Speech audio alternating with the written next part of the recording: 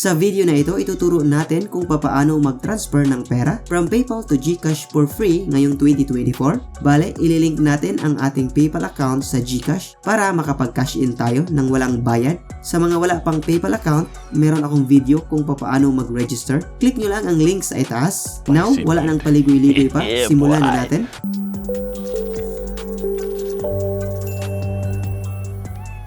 Una, ililink muna natin ang ating PayPal sa ating Gcash app. Now, open na natin ang ating Gcash app. Kung wala pa kayong Gcash app, mag-register na. Nasa end ng video ko ang link. Ngayon, nasa Gcash homepage na tayo. I-click ang profile sa ibaba. Tapos, i-click ang My Link Accounts. Hindi lang PayPal, pwede rin i-link ang Payoneer at iba pang bank accounts gaya ng BPI at Union Bank. Now, piliin na natin ang PayPal. I-input ang iyong PayPal email address na gusto mong i-link. Pag okay na, i-click ang link. Then, may lalabas na authorization permission. Kung papayag ka na i-link ang iyong PayPal account, click natin Authorize. Now, input your PayPal email address or pwede rin mobile number. Pag okay na, click Next. Then, enter your PayPal password naman. Tapos, click Login. May quick security check to confirm na ikaw ba talaga yan.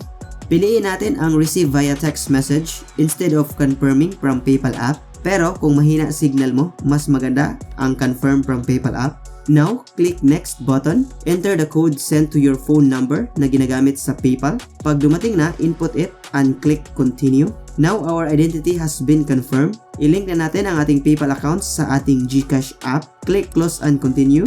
PayPal account link complete. Click Done. Next, mag-cash in na tayo from PayPal to Gcash. Now, punta na tayo sa Gcash homepage. Tapos, i-click ang Cash In. Makikita nyo, meron na akong BPI at Union Bank account na na-link.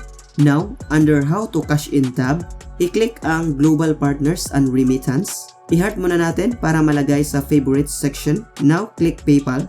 Makikita mo dito ang iyong PayPal balance. Enter the amount you want to cash in. Take note, 500 pesos ang minimum na pwedeng i-cash in per transaction yan. Pag okay na, click Next. Now, confirm the details kung tama ba ito bago mag-proceed. Pag goods na, click Confirm. Now, our cash in is being processed. Wait natin up to 24 hours na magre-reflect ang ating transaction. Pero usually, instant ito. Check na natin kung dumating na nga ba.